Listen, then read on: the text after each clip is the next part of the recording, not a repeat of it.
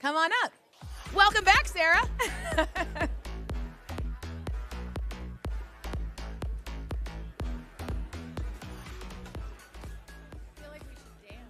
I know. The music has us in the mood. I feel like we should dribble. Should we? A little dribble competition at the end.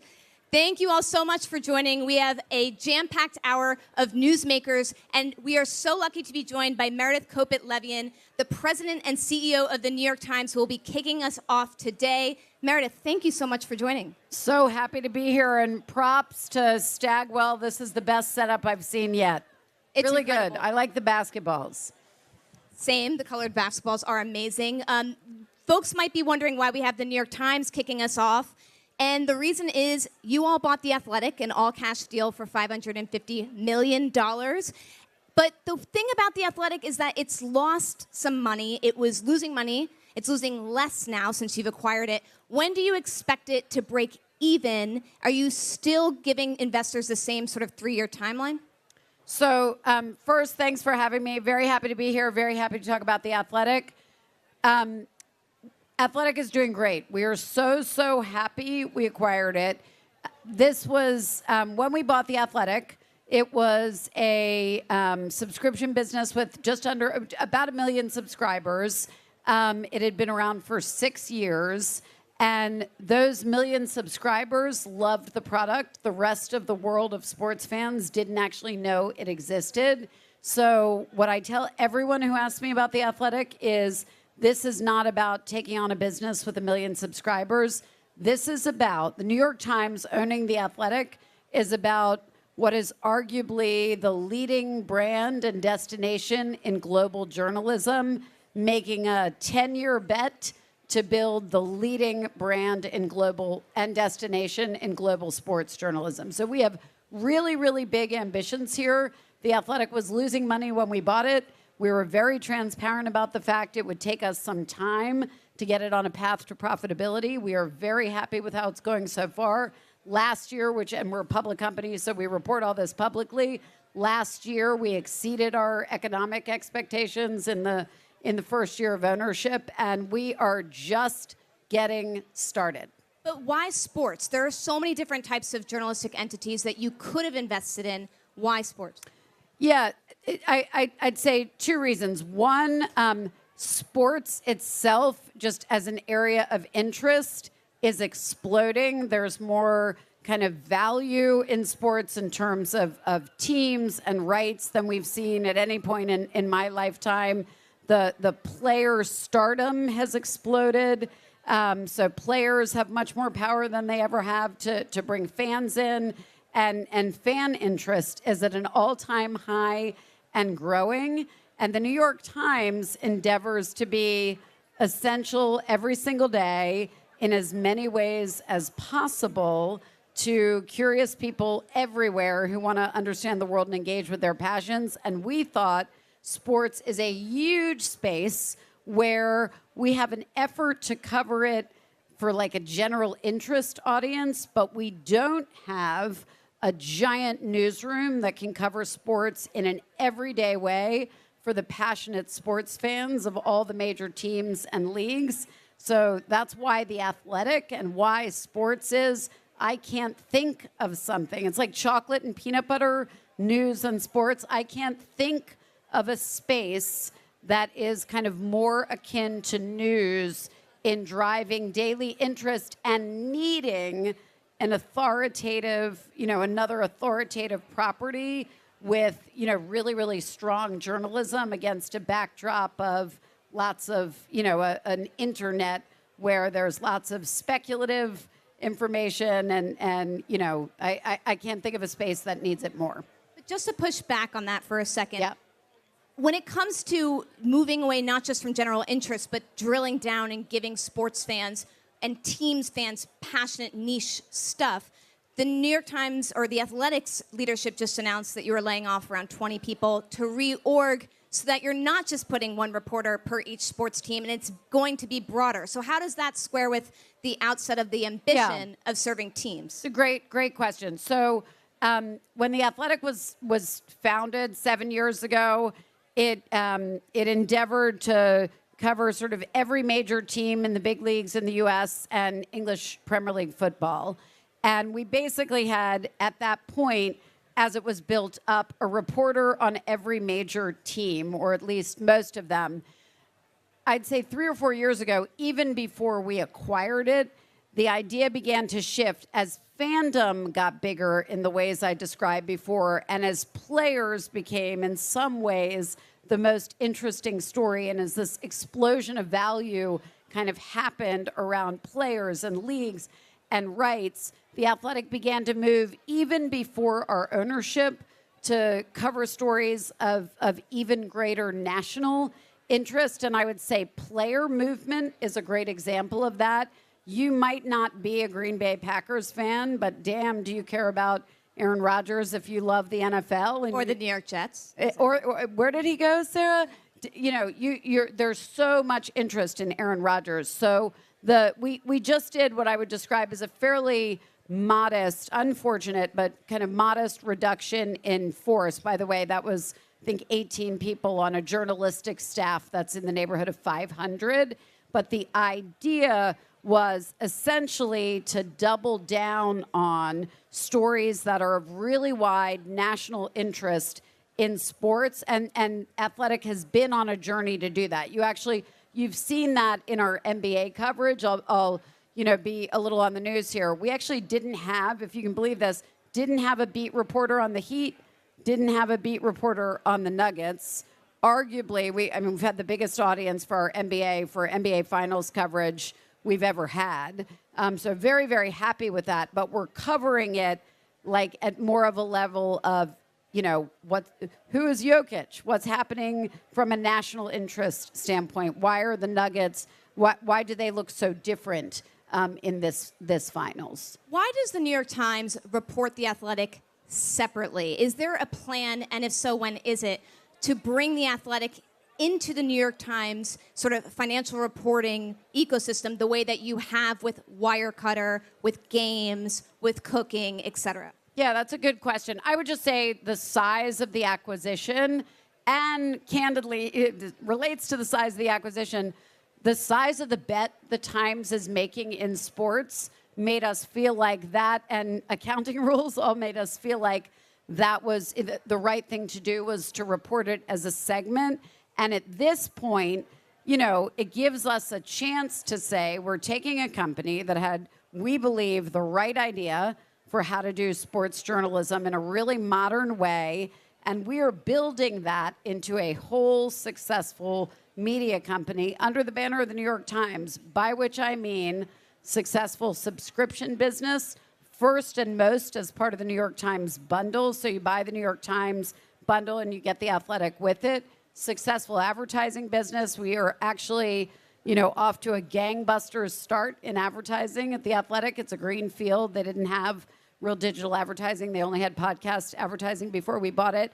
And I would say all the ways the New York Times can make money: licensing, subscriptions, advertising, The Athletic partnerships. The Athletic can also make money. And so reporting it as a separate segment allows us to signify really big bet, long-term bet, pay attention to the whole of the economics. Question for you on the economics. A lot of sports subscriptions right now in news, if you think about like an ESPN, rely on live rights. The New York Times does not have any live sports rights. So what makes you think you can grow from 1 million to significantly bigger than that without paying to distribute the NBA or NFL or et cetera?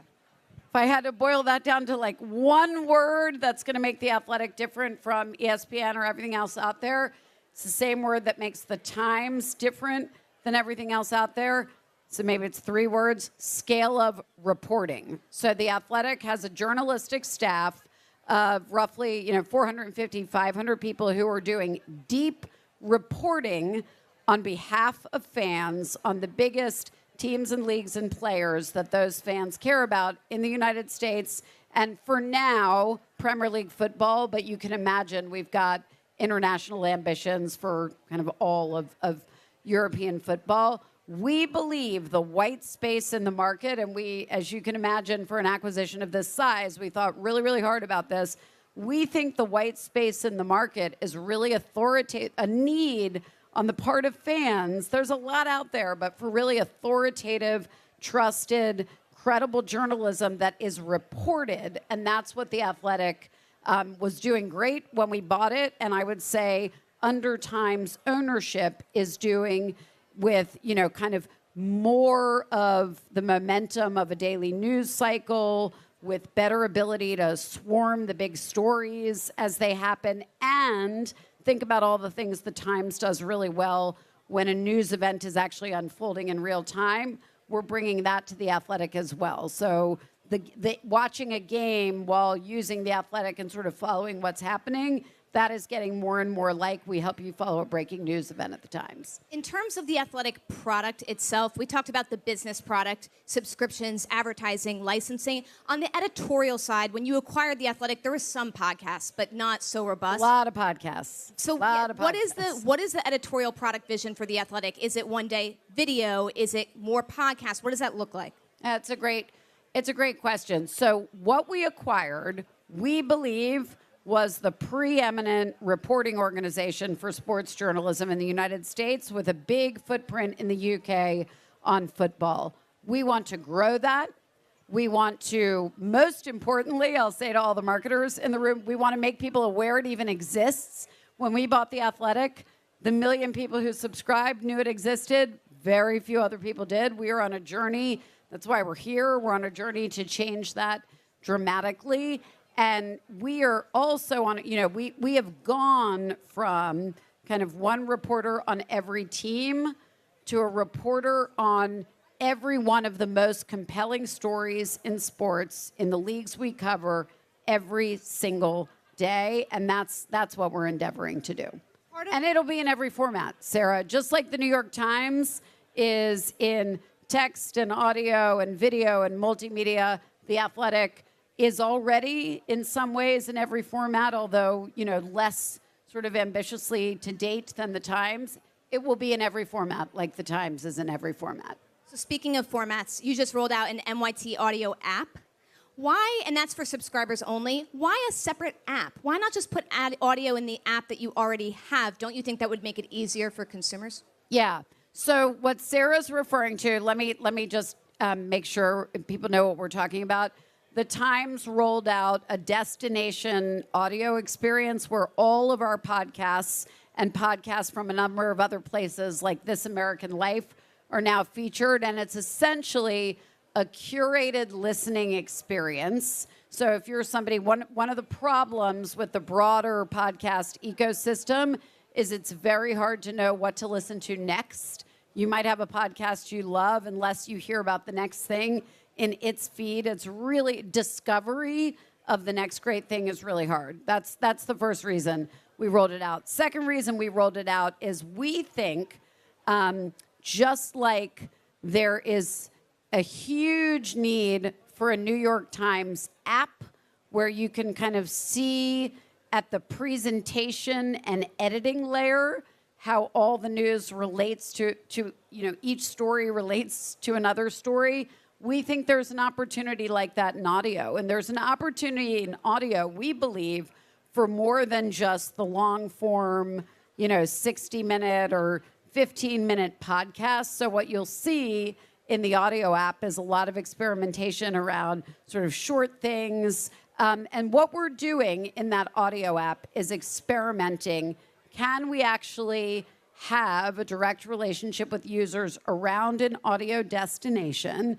What are they interested in addition to sort of full-bore podcasts? And how much of our journalism, a lot of what's in the New York Times audio app, by the way, the Athletic podcasts are there, but a lot of what's there is also journalist read or read by other people's stories that we've written. So we're also experimenting with what if you could just listen to the New York Times every day? We think there is a giant space in the audio market still to be carved, and this is a big experiment on our part to say, is part of the answer a destination where we have a direct relationship? Part of that And everyone should download it, NYT Audio. NYT Audio in the iTunes store. Part of the experimentation I've noticed is not just new formats in terms of video versus audio versus text, but also the way you're communicating. In audio, you have the headlines, which is a short podcast. You're starting to experiment with bullets in some of your print reporting. Why are you doing that? Is that, is your research showing that that's what your audience wants? What's the purpose of that? Well, the first thing I would say, so Sarah, I think what you're asking me about is there are a number of places where the Times is like making the news easier for people to absorb. I wouldn't say we're just starting to do that. Actually, I've been at the Times 10 years this year, and I think when I was a year in, we put an app out into the world called NYT Now, which was essentially like a summation of the news. It was an early attempt to say, can we give you the news in bullet form? But that app didn't work. Well, it didn't work as a destination app in and of itself. People didn't want a light New York Times, but what they wanted was to come to the New York Times, and at the surface layer, so you're just scrolling through the app, you could actually, just by scrolling through and never click into a story, kind of get a sense of what was going on that day in that moment. And I want to say, by the way, that's a huge part of the value of the New York Times, even before you click in to the deeply reported story, even in the audio app and also on The Athletic for sports news of the day. Just scrolling through the presentation layer, you're getting a lot of value of the Times judgment pointing to these are the most important things going on right now, and here's just a little bit of information about them. I would not say that's new. That aspect of just the judgment being the consumer value is fascinating. Can I poke on that for a minute? The internet broke that, right? The internet broke that. For 25 years of the internet, so much of what news was kind of stories floating around the web. If you don't also pick up the judgment layer, the editing layer, the presentation layer, where people get kind of context and the relative importance of things and how one thing relates to another, or is this news or is it opinion? When you sever stories, this is true in like all journalism, from the editing layer, the presentation layer, the consumer is really losing something that helps them feel trust and like get the benefit of that authority. And that's why we're building destinations. We have just a few minutes, so two newsy questions for you. One, there was a report out that the New York Times, as well as other news organizations, is talking to AI companies about possible deals in which they're leveraging the New York Times journalism to improve their algorithms. Is that true? And if so, where do those conversations stand? So let me give you a step back answer about how we're thinking about AI generally. It is hard not to feel like we are at the dawn of the next chapter of the internet. So that's the first thing I want to say. And the Times, I keep saying this to people, the leadership team of the Times, particularly the business leadership, but news leadership too, kind of grew up as leaders of news organizations, the business of news organizations, in the wake of like what the first wave of the internet did to quality news, and we learned a ton of lessons. So let me tell you the three things that we are certain of as we embark on this next chapter.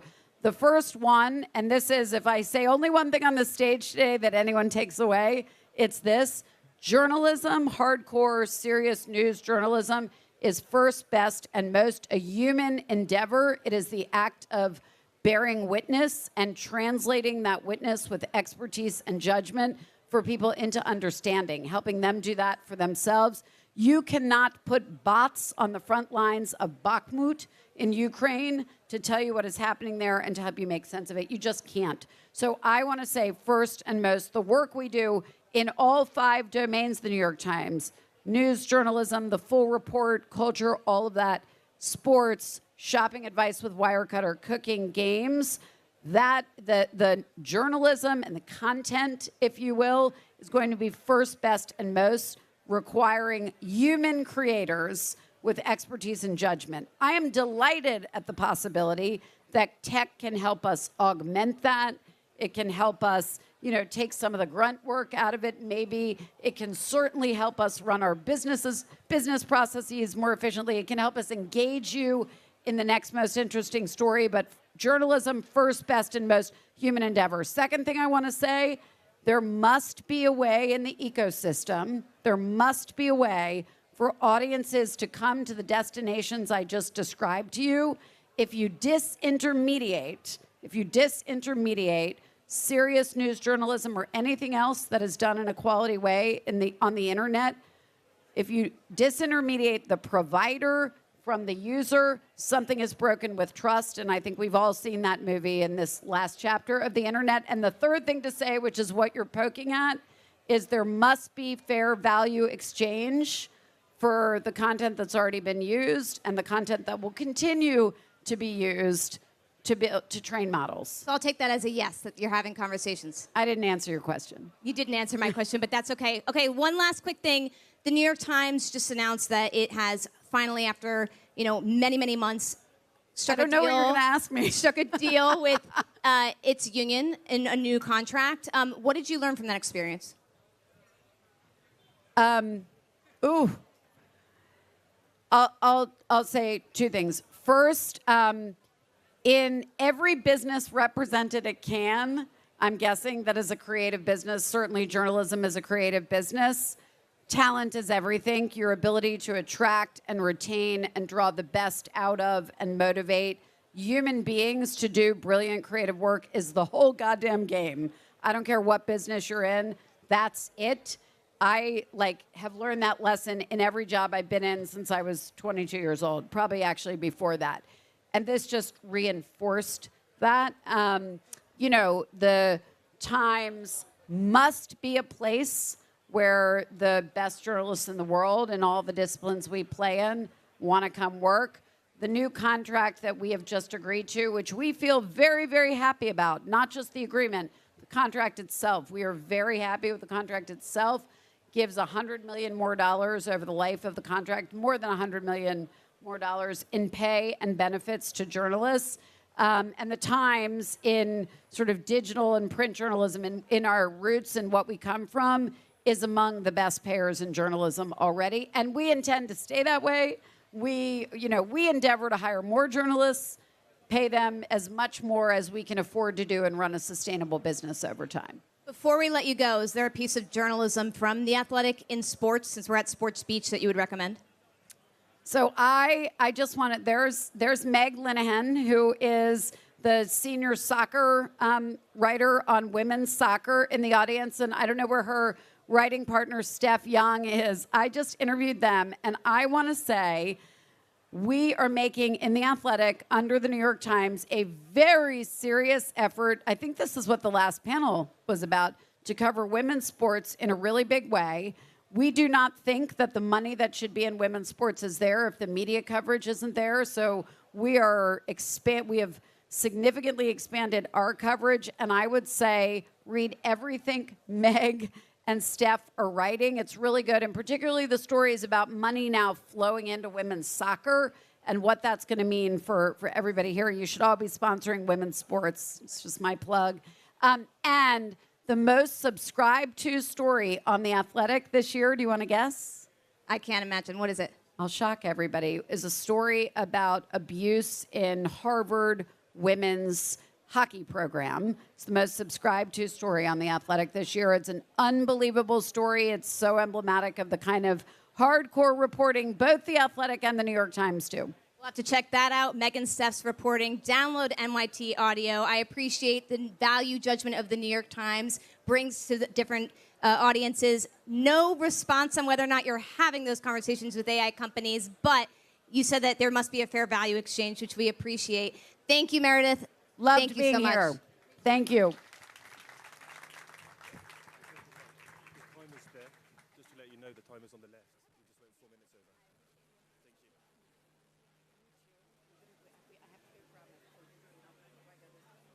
This way, yeah.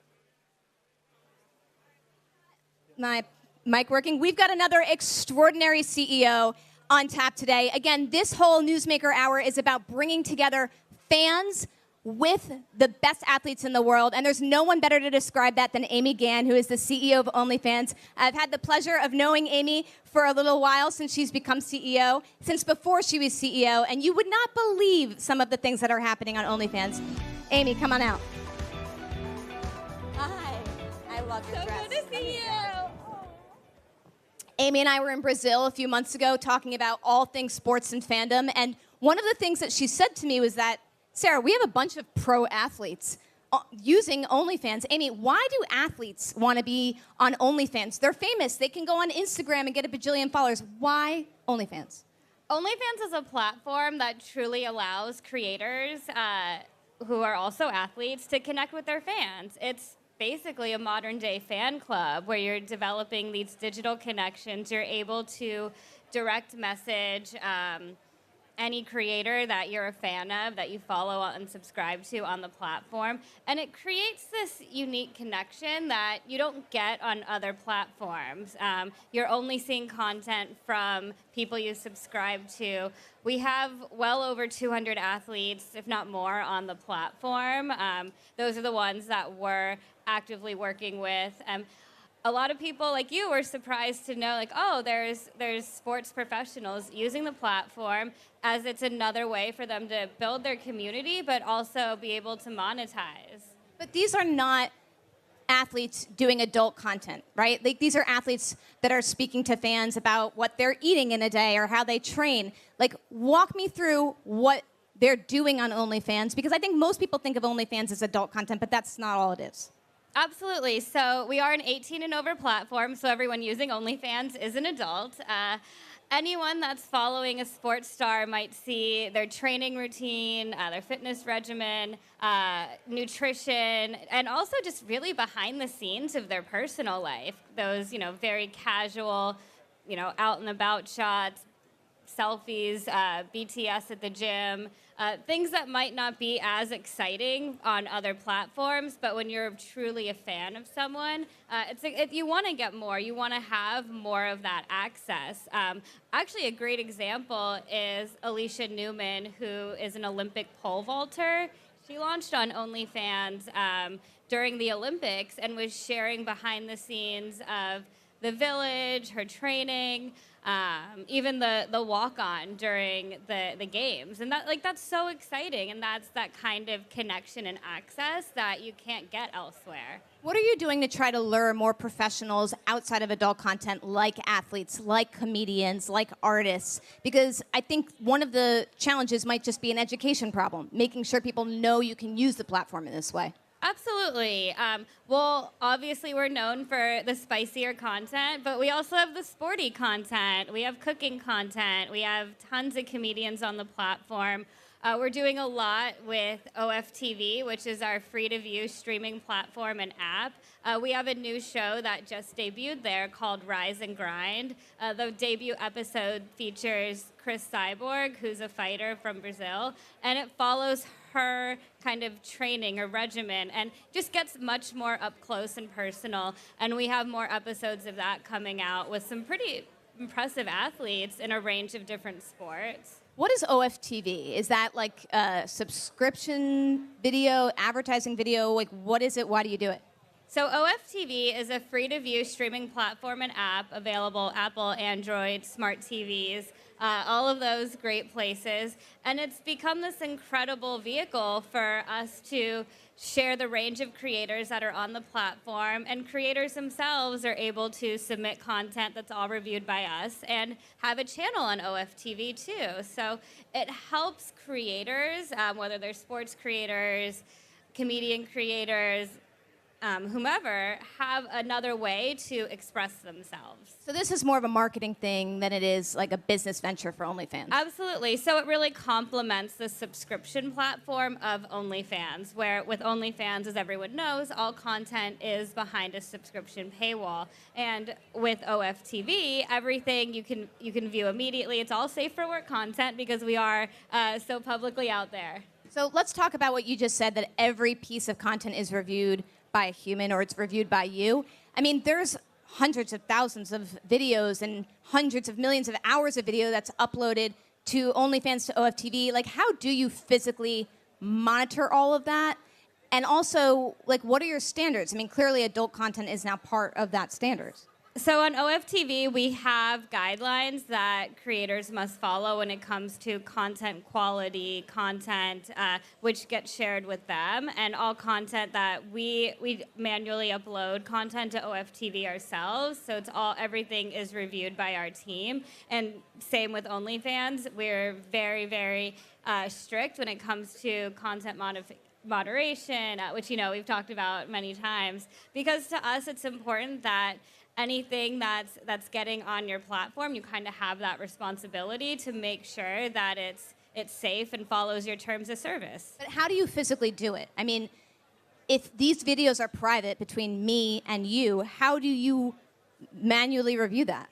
So with OnlyFans, the platform itself, we invest in human moderators. We do use some technologies to help us prioritize content, kind of like a pre-check before it goes live. But all content on OnlyFans itself is reviewed by a human, and that includes photos, videos, direct messages, text, really everything. There's nothing happening on that platform that we're not seeing. So how much of your staff then is just people that review content? It must be like massive. So about 80% of our workforce is dedicated to content moderation, support, and that's a number that's continuing to grow as we grow as a business. We will always invest in human-led moderation because there's nothing that replaces that of the human eye. How many people work at OnlyFans? Globally, we have about 1,400. 1,400 people, and I know you likely can't comment on this publicly, but there have been reports that your 2021 revenues were upwards of like 4.8 billion euros, which is astronomical. Meredith from the New York Times, that's a $2 billion US business. So that is an extraordinary margin of having just 1,400 people produce that kind of money. At this point, with this rate of growth, what's next for OnlyFans? Do you just continue to grow like that as a private company? I know at one point we had reported you were having conversations about an IPO. Like, what does that look like? We're very happy being a privately held business. We're going to continue growing globally. That's where we met in Rio. Latin America is a massive growth market for us, as well as Australia, Canada. Looking ahead at the future's really on that of the creator. Like, we're a creator-first business, so we want to provide opportunities for creators to connect with their community, to grow their community, which is why OFTV has been such an important investment for us. Question for you. It's the same one I posed to Meredith, which is you all are right now user-generated content, but a lot of the big platforms that you might compete with, whether they're free ones like YouTube and TikTok, et cetera, they invest in proprietary content, whether it be live rights or exclusives. Is OnlyFans going to get into the business of investing in its own content?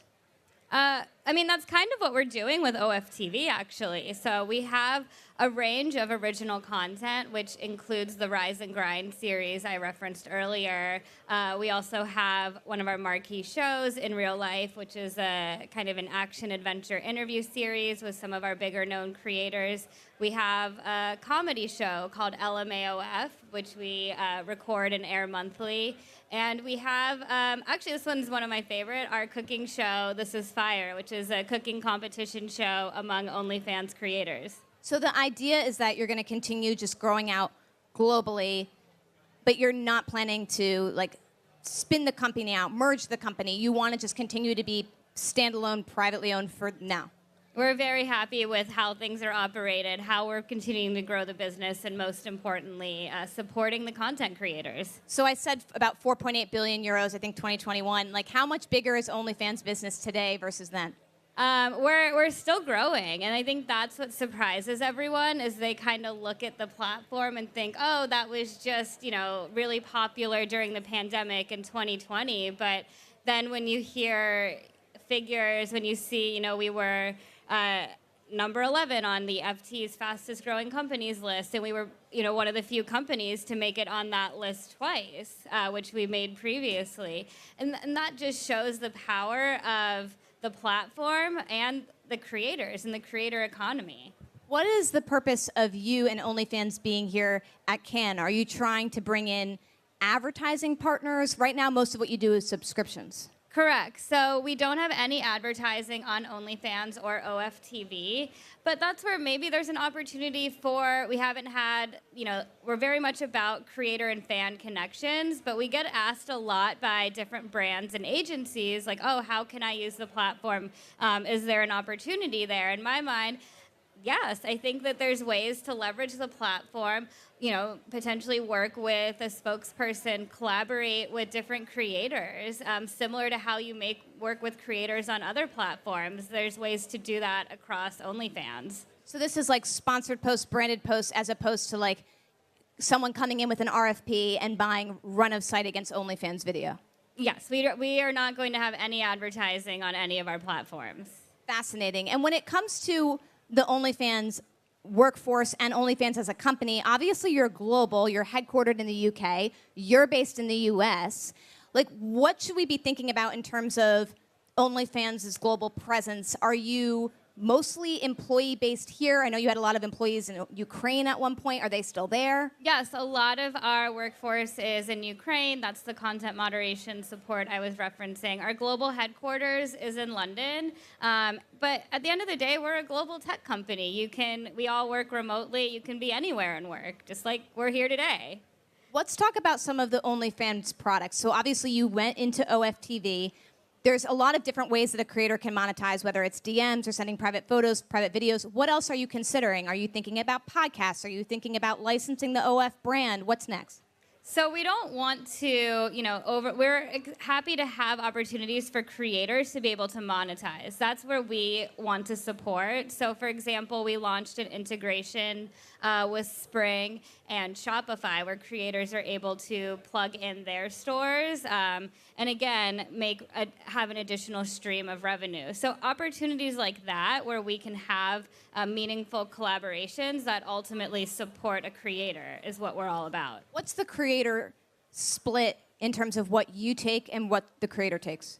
It's 80-20. So we have a very simple business model, all in favor of the content creator. They earn 80% of everything they make on the platform. To date, we were founded in 2016. We've paid out over $10 billion in creator Over 10 earnings. billion? Correct. With a B. B. That's a B. Just like beach. And that's something we're proud of. For every dollar we make, creators earn $4.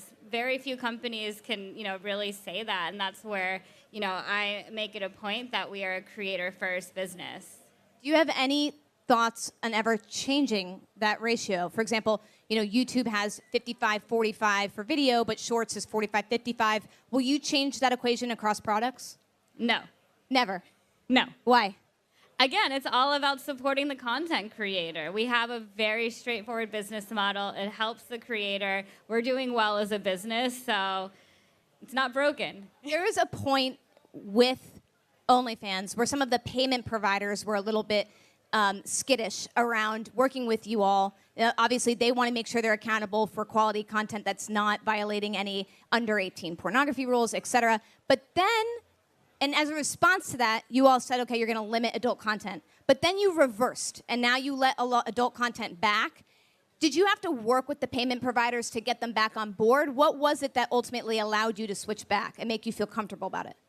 So when that happened, I wasn't CEO at the time, but I was with the organization as a CMO, and that really goes to show the power of our creator community. I think for that week, it was probably the biggest news story there was, and that's where I've made it a very clear point to embrace our adult content creators, have conversations with any third party that may have misconceptions about who we are or what we're about. Because when you look at OnlyFans and the things that we're doing when it comes to content moderation, creator verification, we truly are one of the safest platforms that there is. What do you do for creator verification that others don't? We do a lot, where you can't just sign up and start posting content. You have to submit your first and last name, your email address, a photo of your ID, a valid government ID, a photo of yourself holding your ID, and all of this is not, kind of instantly approved. Again, it gets all reviewed by a human because that's the difference that's made. And there's a lot of times, like for example, we also ask for social media links because we'll go look at your social media to make sure you are who you say you are, and you're going to be, posting content that is also in line with our terms of service. What about in countries where pornography is not as embraced or accepted as it is here in the United States? Do you have to work to protect your creators? How does that work? So it's up to each creator to follow the laws of where they may be residing. Okay, and so last question for you then. You had mentioned a few athletes on the platform. Because we're at Sport Beach, give us a few examples of folks that are on OnlyFans that are athletes that you would recommend that we follow.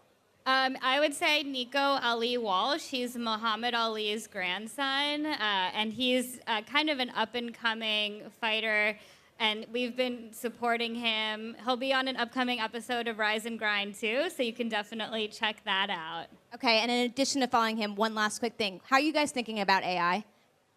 So I make this joke that our platform is for only humans. We are... you want to follow a human content creator. You want to engage with human fans. So we're not looking to have any sort of AI characters on the platform. Fascinating. So no animation, nothing like that? Not where anything, again, it's only about human-led content. Like if Elmo wanted to create an OnlyFans, would that be possible? I'm not sure he's 18. Great answer. Amy Gann of OnlyFans, thank you so much. Thank you all. It's great to be here.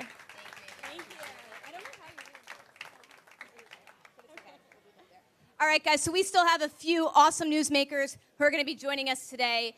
One of the things that we wanted to do was give you a good mix of people both in media and technology who are bringing fans together with athletes and doing storytelling around sports. Our next guest has an interesting story when it comes to storytelling around sports because you might not know this, but his entire company is really built off of the backbone of sports. Jim Bankoff, who is the CEO of Vox Media, started Vox Media when, at the time, it was mostly just SB Nation. How many of y'all are familiar with SB Nation? They're now one of the biggest sports podcast networks in the entire country. In addition to SB Nation, Vox has a plethora of other platforms. They have Vox Media, they have New York Magazine, they have Eater, all of these other things, and they have built all of those things leveraging some of the stuff that they have learned from SB Nation. I don't see Jim. He looks like he's coming in 1 second, but let's talk a little bit more about SB Nation while we wait for him. Part of what that also did was it gave Vox Media the authority to explore more in sports. You might have seen Full Swing on Netflix. That is a Vox Media presentation. They are also planning to do more in the sports stock world. And so one of the things we're going to ask about when it comes to Jim is how this has planted the seed for further investments in sports. Also, while we're waiting for Jim, just want to shout out to everyone here at Stagwell Sports Beach. Thank you so much for coming. We here at Axios are editorial partners. That means we're going to be producing an hour of programming every single day, so make sure to tune into the schedule. And with that, we have Jim Bankoff of Vox Media. Jim, welcome. Thank you. Jim, while we were waiting for you, I gave everyone the preamble about starting with SB Nation, and now that's grown into a huge thing with Vox Media. But walk us through it in your terms. How did SB Nation go from being that one sort of standalone property to now this massive empire of almost 2,000 people? All right, well, first I have to say hi to my friend Sarah. Hi to all of you. This is great. You're working overtime here and doing a great job. I was on time, but your next speaker is named Jim, too, and they got the Jims confused. Oh, so I'm sorry about here that. I am. Anyway, SB Nation, it did start what is now Vox Media, and really there's a consistent through line. SB Nation is built on the power of individual creators. We started it 15 years ago, so they weren't TikTok creators. They were creating in the medium that was there for them, which was blogging. And we built individual communities. So what separates SB Nation, which is now one of the largest digital media sports properties, what separates it from the other big ones, whether it's ESPN or Yahoo Sports or Bleacher Report, even though it's kind of neck and neck in terms of size, is that it's not just one brand. It is about 300 different individual brands. If you are a Kansas City Chiefs fan, you might know us as Arrowhead Pride. If you are a mixed martial arts fan, you might know us for the MMA Hour. And I can go on and list 300 of them. But when you cum them all together, they become one of the largest sports properties that there is. And so extrapolate that to Vox Media. What Vox Media is really good at is building relevant intellectual property that creates community. You can extrapolate it to The Verge, which is a community of tech enthusiasts. You can extrapolate it to Polygon or Eater or The Cut or the Dodo. I can go on, and there's probably a good 20 Vox Media brands, but what they all have in common, relative to, say, one brand fits all, we took an approach to become a platform for brands that are relevant to their particular audiences. And that audience could be a fan of a team, or that audience could be someone who loves to dine out. So, question for you: how are most people getting that content? Because I mostly think of SB Nation now as like tons and tons of podcasts. But is it just podcasts? Is it video? Is it text? Like, where are you focusing? Well, to be a successful scaled media company right now, the answer has to be yes to just about all of the above. You have to in operating a company like ours, you have to meet audiences where they are. And you have to be careful about it because you can't spread yourself too thin because you won't be good at it otherwise. But we tend to favor places where we can build direct relationships with audiences, where there's scaled opportunity, where, of course, we can have a successful business. And yes, podcasting has been a growth area for us in SB Nation, but we're still big on good old-fashioned websites as well, and we have an enormous footprint there. We're big on YouTube with our secret base community, where we have a huge community there. So that's a SB Nation sports community. It is. Sometimes communities are built around teams. Sometimes they're built around talent. SB Nation is one that is built around talent. At the center of that is a guy named John Boyes, who is won numerous major awards, has been written up in numerous publications, and he has a huge following. If you care about sports, even if you don't care about sports and just want to laugh and cry and all the great things that storytelling brings to you, I highly recommend checking out John Boyes' work at Secret Base, because you'll see he tracks people who don't even care about sports. But if you do care about sports, it's a unique take on everything. So sometimes we build around people who have something to say. Sometimes we build around teams. I've noticed that you're starting to do more with sports on streaming. Obviously, you were the team behind Full Swing on Netflix. You have a second season coming out. Is the plan for Vox to get more into sports docs and more into sports streaming, or it's just docs and streaming in general? Well, we have a division of our company called Vox Media Studios that's been really successful in selling shows to the big streamers. I think the most successful of which is the one that you mentioned. It's called Full Swing. It follows in a behind-the-scenes way golfers on the PGA and live tours. We did it in partnership with the PGA Tour and Netflix, but it's a phenomenon. And we actually, off the back of that phenomenon, built an online companion in a way that is backed by Mick Ultra, called Playing Through. And that has become, we only launched it like last month, and it's become one of the leading online golf communities in a really short period of time. And so, yes, we do plan on leveraging our expertise. A Netflix production like Full Swing is a multi-million-dollar type of production focused on television. We can do that kind of range. We can do a YouTube channel range. We can do a podcast channel range. We can do a text-based website range. And so we run the gamut, and we do think that type of high-end storytelling has its place in the ecosystem, and we can continue to do that. How's that good for your business? In a bunch of different ways. We're a storytelling business. I like to think, and you can't do everything, but what we do is we tell stories to communities of interest, what I call the modern audiences. And we're all modern audiences. Where do we consume content? Well, we consume content on the web. We consume content on streaming platforms. And so we want to be there. It has some direct benefits. First of all, it's a profitable business in and of itself. The studios businesses? The studios businesses. But secondly, it has ancillary businesses, ancillary opportunities for our business. I mentioned in that specific example, the expertise that we showed to the Mick Ultra brand through Full Swing.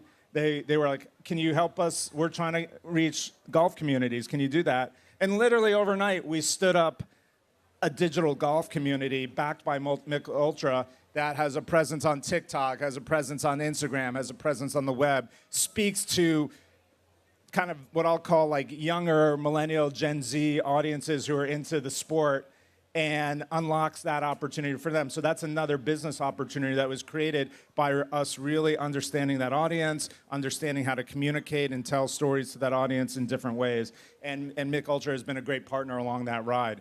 A different example is building a community of fantasy sports and sports betting in the U.S. I think you all know that sports betting has become a massive industry, and we partnered with DraftKings to do the same thing. We had an expertise in content. They had an expertise in sports betting and daily fantasy. We came together with them to build up what is now literally the largest per ComScore content area that gives people who may be interested in daily fantasy or sports betting information about the games, how to bet, but information just about everything that it relates to sports. And now that has become a business into itself, where we now, DraftKings, and we partner with other brands who may want to access that audience too. So not only does it generate leads for them, but it's a platform for other marketers who might be interested in those audiences. So, again, back to the same story, standing up communities, using our understanding of digital audiences, our understanding of storytelling to engage. Question for you. There have been news companies that have come out and said, we won't engage in sports betting. We won't take sports betting advertising. They don't think it's moral. Why do you think it is? Well, first of all, you have to do it responsibly. Sports betting is, I don't do much of it, but when I, place a $10, $20 bet, it makes watching the game a lot of fun, and if you can do it responsibly, I think it's a big part of the experience. And honestly, we all know it was before digital sports betting happened. It was just being done under the table in frankly, like not transparent and not healthy ways. And now it's become a regulated industry. And of course, along with every time that we promote how to do it responsibly, where to go if you need help with sports betting or any sort of addiction, You can say the same thing about a lot of things, and for us, we work with all sorts of brands, and you have to be responsible in how you give those messages around, and I think we are. In terms of Vox Media as a whole, I want to talk about just the state of your business, pivoting a little bit from sports. You all took a $100 million investment from Penske Media, which is another huge digital media, privately owned conglomerate. Why did you take that investment? What was the added value to you, and why do you think they made the investment? Well, Penske has, we're about, a couple months into it, and Penske has been an amazing partner. Frankly, we had high expectations of the partnership going into it, and they've exceeded the partner expectations. Why? To your point, because they're in a similar adjacent business to we are. We don't tend to compete too directly, which is helpful.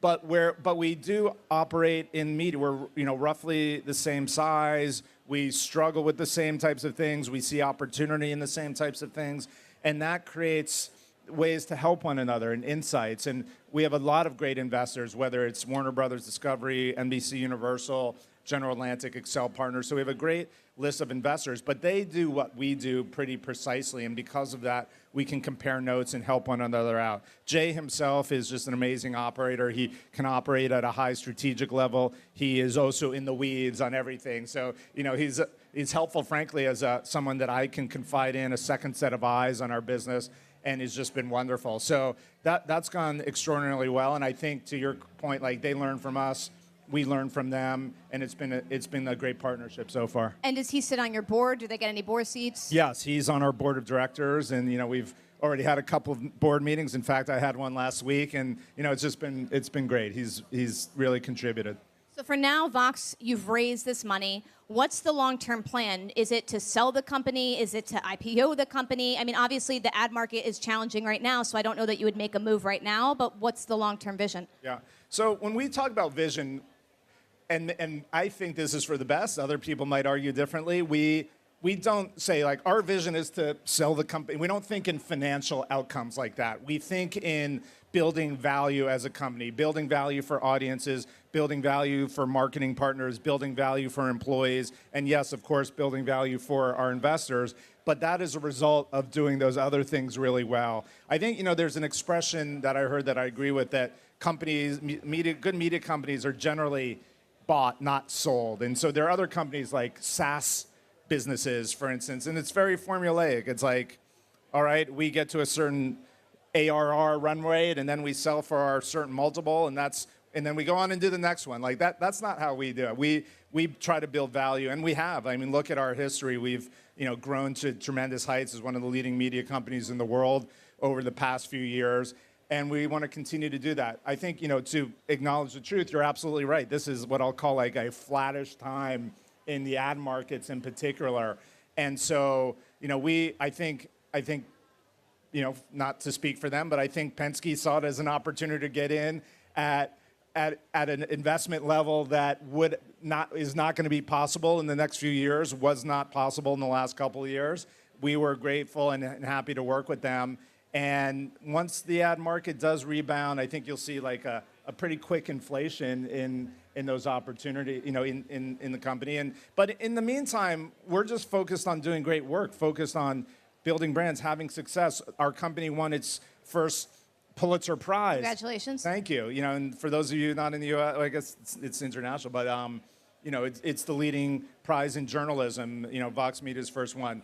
A lot of the accomplishments that you just mentioned. We're signing up new great podcasters like Esther Perel, and we're accomplishing big things every day, every week, every month at Vox Media.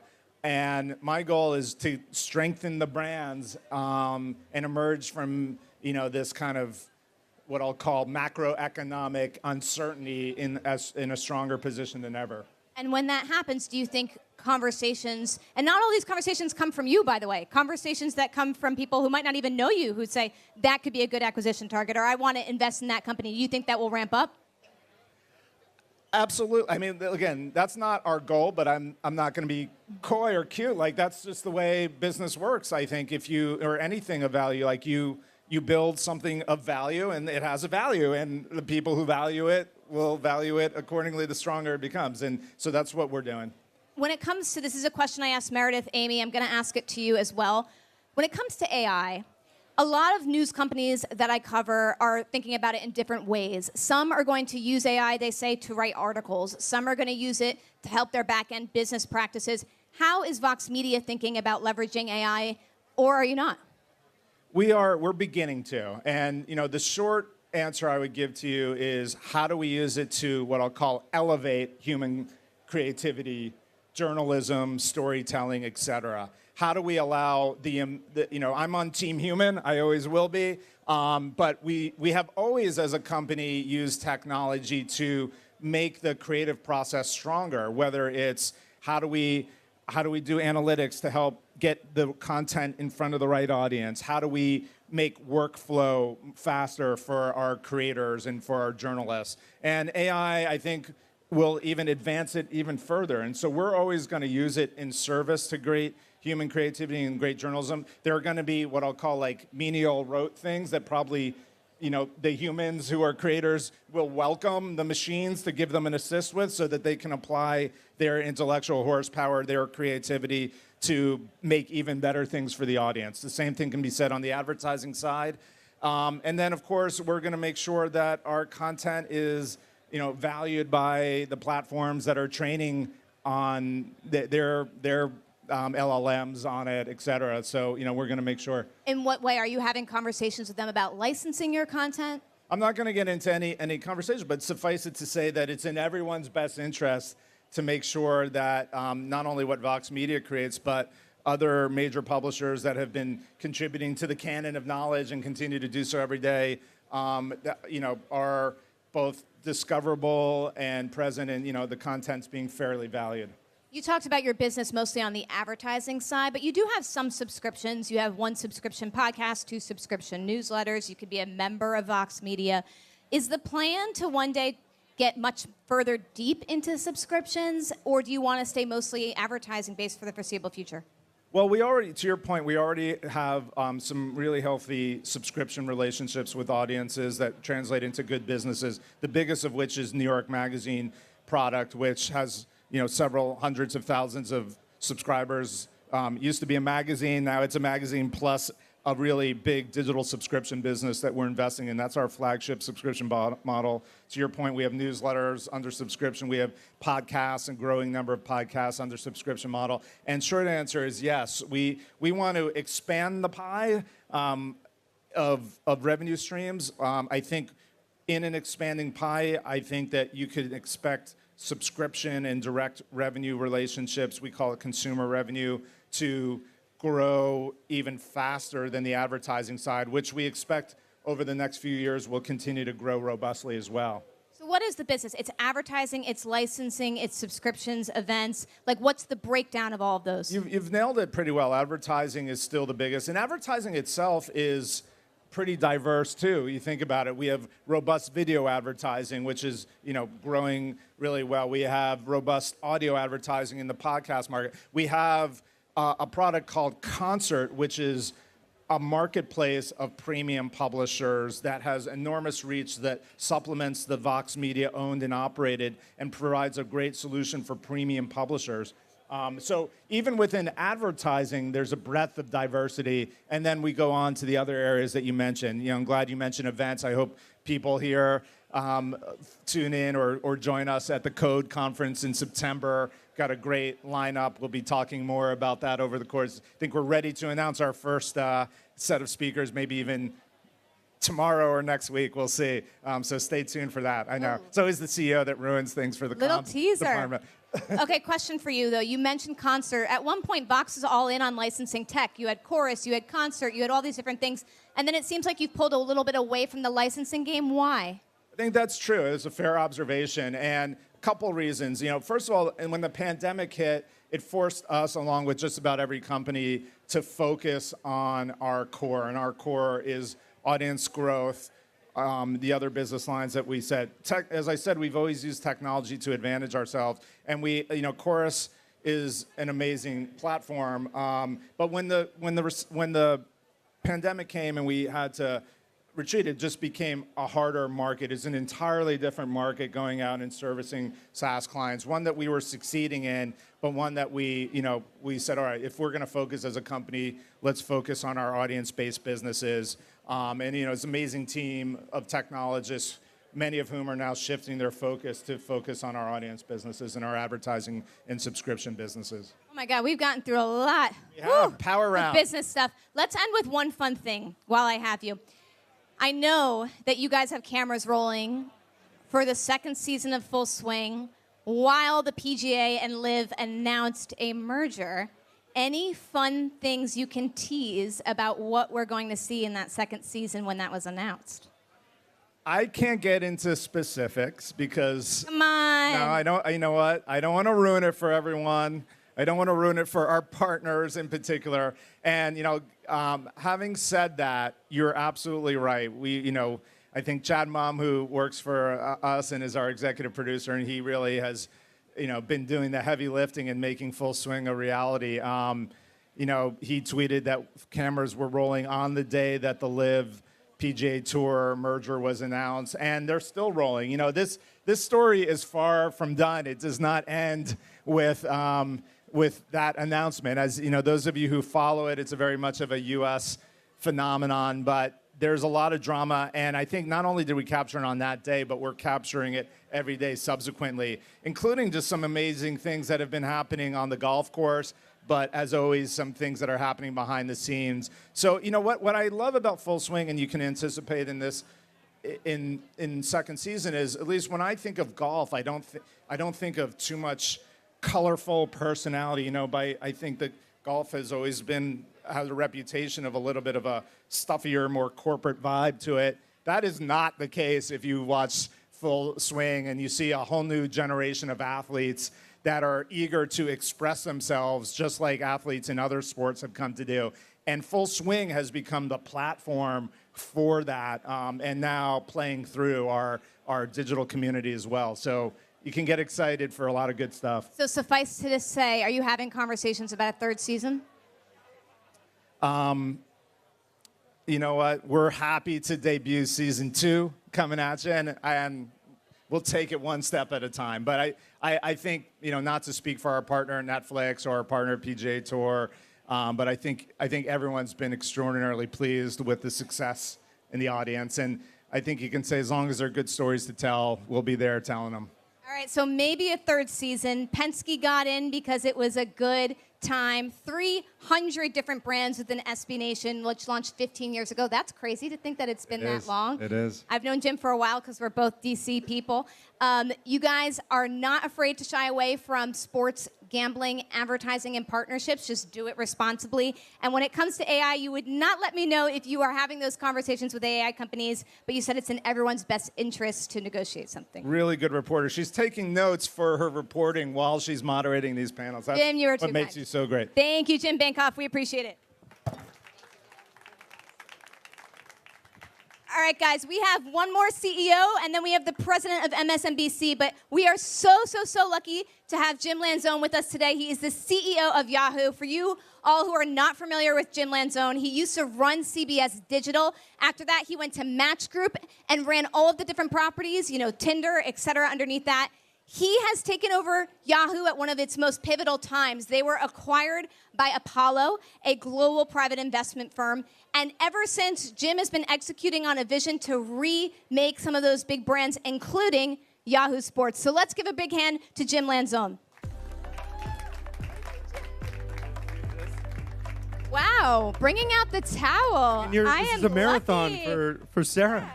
Thank you so much. We appreciate right it. in the middle of is this interview number 4 for 20 minutes? This is interview number 4. How are We're you having doing? a good time. How are you? I'm good. Are you okay? How are you? I'm Need okay. some more water? I'm thriving right now, Jim. Okay. We're so lucky to have you with us, especially because not long ago, I think it was just a few weeks ago, you announced a pretty serious acquisition in a company called Wager in sports betting. Now, I've always known Yahoo Sports to be about fantasy. Does this mean that you guys are going to go full ahead into sports betting? How are you going to manage this acquisition? Well, the company, we've been trying to figure out where and how to play in sports betting. It was definitely part of the thesis when, for those who don't know, we were spun out of Verizon with the name Yahoo, because we also own AOL and all of their properties.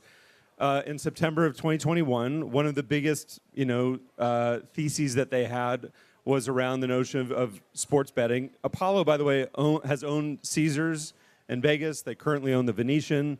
So there's a lot of gambling in the blood with the private equity firm that owns us. And yeah, it's a no-brainer conceptually to think about if you're one of the top 2 fantasy platforms, Yahoo and ESPN, that would lend itself very naturally to rolling into sports betting. One of the challenges with that has been the business model in that category. And on top of it, whether or not it could ever be profitable and what that model would look like. And on top of it, it's been a bloodbath of people trying to compete in that space. So should we do it? Yes. How do we do it has been a business question. I always tend to come at things from a product point of view. And Wager is a company that very simply enables peer-to-peer betting. If you think about the history of betting, how many bets are made in sports at a casino, at the counter, how many are made with your friends? And whether it's fantasy football, fantasy baseball, or March Madness, or any of the things that people come to Yahoo Sports for, Wager was a very natural product progression from what we already do. So, that's why we pulled the trigger on that deal. So if I'm somebody who uses Yahoo Sports either for fantasy or I'm reading articles on it, how can I expect sports betting to be physically integrated into that experience? And when will that happen? It will start happening over the next, let's call it 6 to 8 months. We're trying to get as much ready for the upcoming football season as possible, but we just closed this deal. So timing-wise, it may be a challenge. Here's the great thing. One of the challenges in the category for sports betting that I've seen and that we've seen is, just how many marketing dollars have been thrown at the category. And you've all seen them. You see these TV ads everywhere. You see online ads everywhere. If you're watching SportsCenter, or the night of an NBA game, they're pitching DraftKings, they're pitching all the different sports gambling channels. That's expensive. And the thesis here, and others, like Michael at Fanatics, everybody has their own thesis on how they would approach the category. For us, it's it's extremely congruent to think about adding the ability to wager. It's not, on the game, right there where you're already getting your scores, right? We're one of the top 2 apps for people reviewing or going to get their news and sports scores.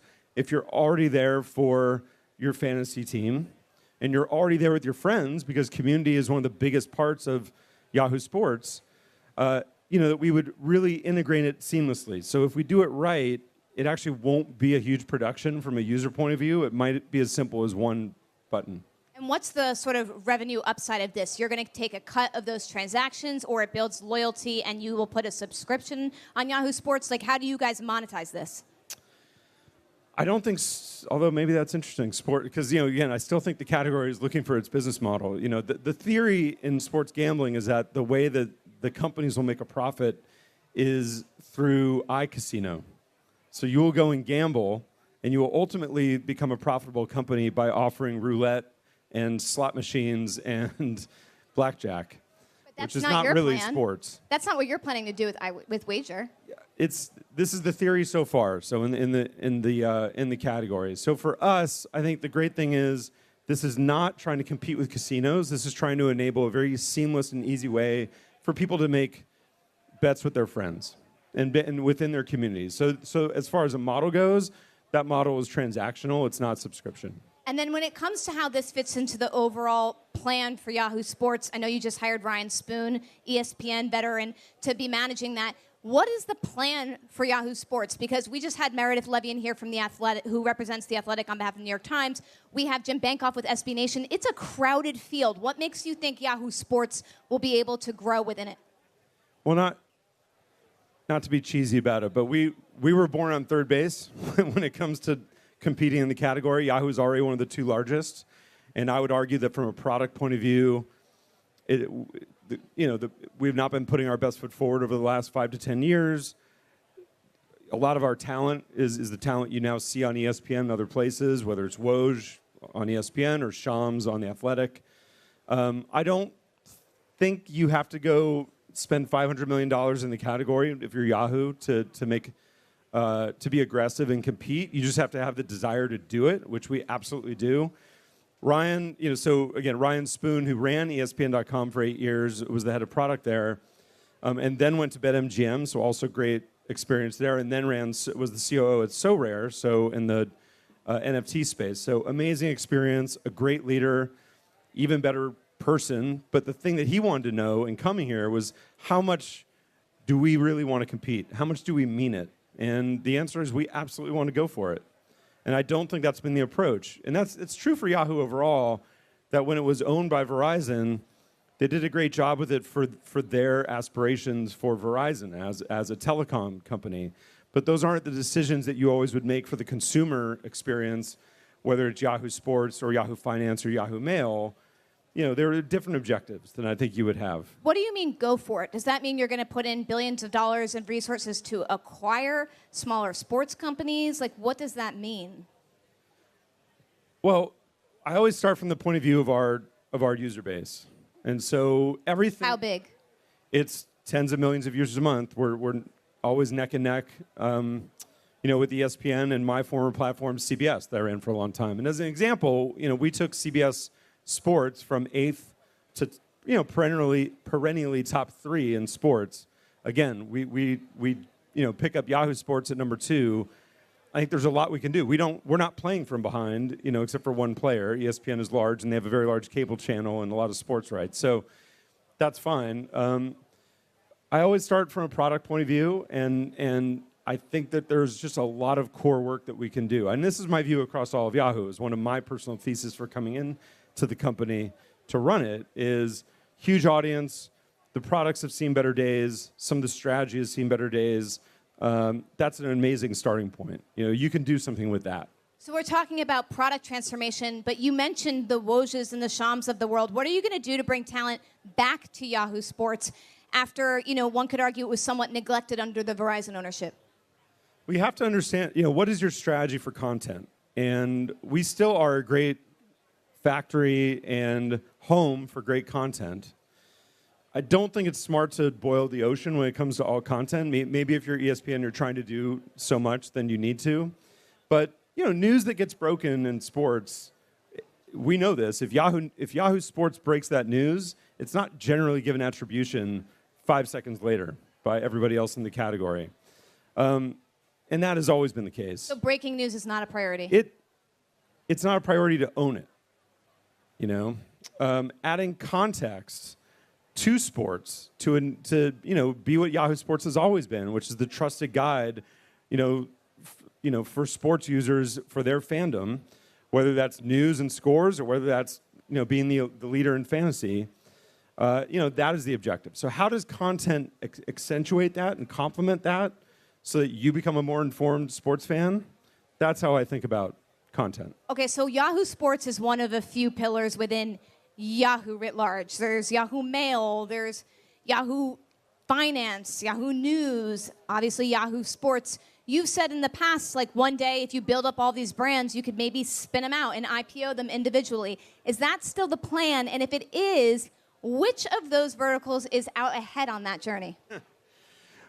I watched the last couple of these, and I watched people dodge these questions from you. But, Sarah, I'm not going to do that. Oh, I love I'm that. going to answer your question. Yes, please. The answer is all of the above. Oh, my God. What a dodge. Because it's not... The strength of the company is absolutely each individual property. If you are as old as I am, then you would remember Yahoo as a portal.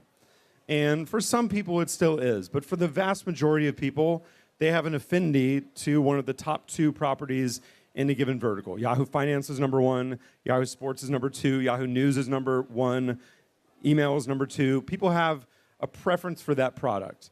They're not coming to yahoo.com just for the ability to get to all of them in one place.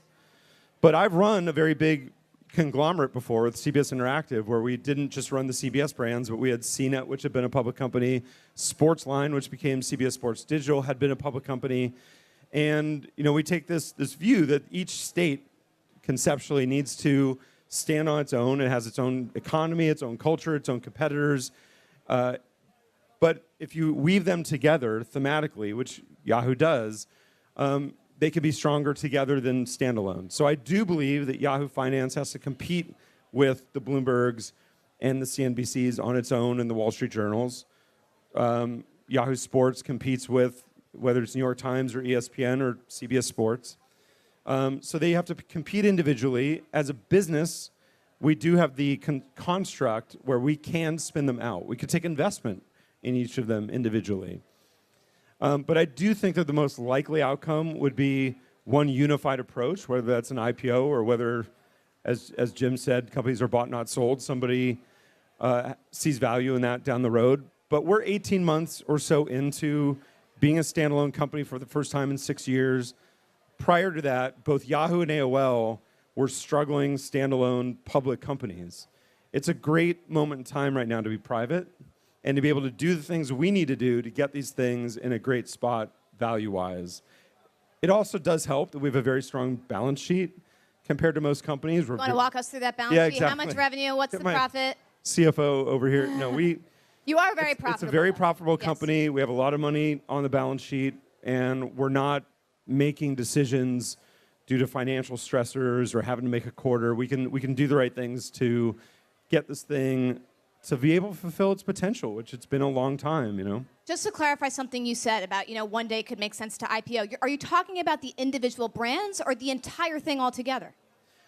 That's a big company. Yeah, I think for an IPO it would be much more likely to be a standalone. One company together. And to that end, I don't think that the brands we own today are the only brands we need to own when that happens. We can be aggressive in thinking about what else should come into the portfolio, and I think my team and I have a very clear view on what makes sense and what doesn't. What we're not going to do is chase traffic, chase clicks, chase engagement and quotes. To have, whether it's to deliver cheap ads or whether it's to create the appearance of success. Like, we want to do this for real. Question for you then. you have a very clear sense, you said, your team, of what would make sense to bring in, make an investment in. Is it not one of those 4 buckets, meaning finance, news, sports, et cetera? Or is it something that we're not thinking about that Yahoo's not currently in? Both. So what's an example? I'm not giving an example on ones we haven't done yet. Come on. Good question. It's a good question. But again, just to say that it won't be traffic for traffic's sake. To say we're this big, we have this much volume. It's going to be for going back to the beginning. Yahoo, from its very start 28 years ago, was people's trusted guide through what they called it the Wild West at the time. And there's a lot in that, I think. And I think where we're strongest, we still do that, right? That is what Yahoo Finance is today. That's why it's number 1 and why most titans of Wall Street still have it as their homepage. It's why it's people's favorite fantasy sports platform. It's why it's number 1 in news for people. So I think things we do going forward will be much more down that pathway. So I would look at it that way. I would also argue, and Wager is a good example, we've been making acquisitions, up against the verticals that we already own. They've been small so far. We've actually looked at big ones that we haven't done yet. No, I won't tell you what they were, but Took it out of my mouth. Yeah, we've kicked tires on much larger deals, and I'd say that it's very likely we will pull the trigger at some point. Final thing for you, I've asked everyone here about AI, but Yahoo is such a unique asset in that it's so massive. Are you having conversations with these AI companies about them licensing or paying for your content to train their algorithms? Both. So people definitely want access to our content. And it's funny, the company shut down Yahoo Answers before I started as one example of things in the past that were probably worth a lot in the AI age. Yes. Will you bring it back? Potentially.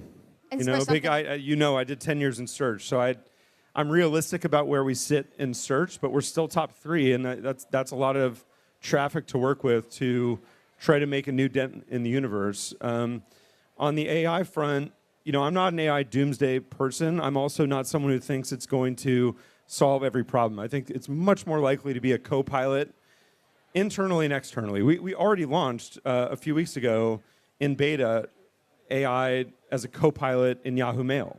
So the second largest email platform already has AI in it as a test right now. By the way, we have test versions of new versions of almost all of our products in the wild. So if you use it enough, you'll catch a new version of Yahoo Finance that's out there. I've had some friends find it. So you're telling me that the story's already out there. I just have to look hard enough. Well, there are versions of these. They're not the final versions. They'll continue to be tweaked. But I'm a product person. This is a product company, and AI absolutely fits. I mean, it will be a co-pilot for our content creators. It will be a co-pilot for our engineers, and it will certainly be one for our users, whether it's email or fantasy players going forward. Jim, so many great learnings here. I love what you said about the business model is traditionally challenged in betting, and y'all think that Wager is going to change that. We will wait and see when that gets rolled out in 6 to 8 months, peer-to-peer betting. And talent, not as much of a priority in terms of breaking news, but just making sure you provide content around it and context. Very interesting to hear that because it's kind of the opposite around what The Athletic is doing. They're all about original reporting and breaking news. And that if there is to be a large IPO, it might be that all of Yahoo together, although you potentially could IPO each one separately. Anything you wanted to add? I just saw that mic go up.